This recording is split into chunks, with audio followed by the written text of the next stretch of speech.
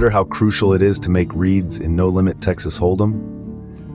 Well, imagine having an ability to predict your opponent's moves, to understand their tendencies, and to anticipate their hands.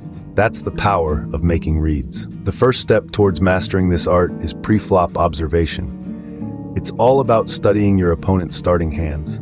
Tight players often stick to premium hands, while looser ones are more adventurous. Along with this, you must develop positional awareness. Strong players adjust their play based on their position.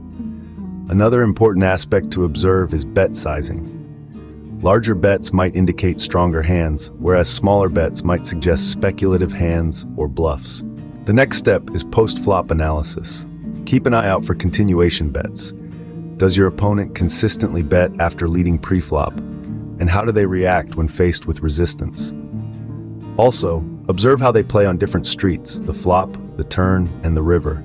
Some might be aggressive initially, but cautious on later streets. How an opponent reacts to aggression can be a huge tell about their hand strength and style. Now let's move to physical tells and timing. In live games, body language, eye movements, and handling of chips can give away a lot.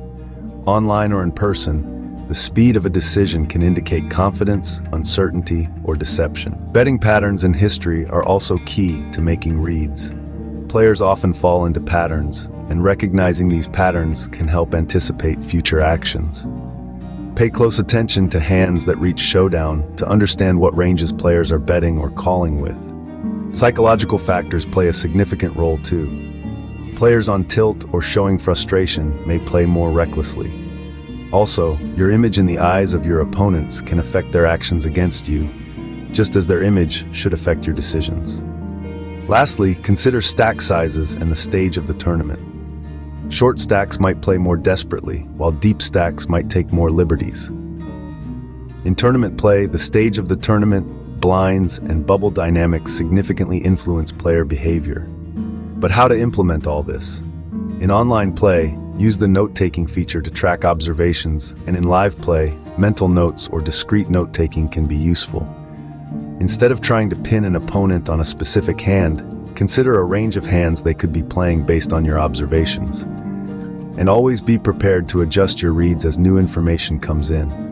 Remember, practice and review are crucial.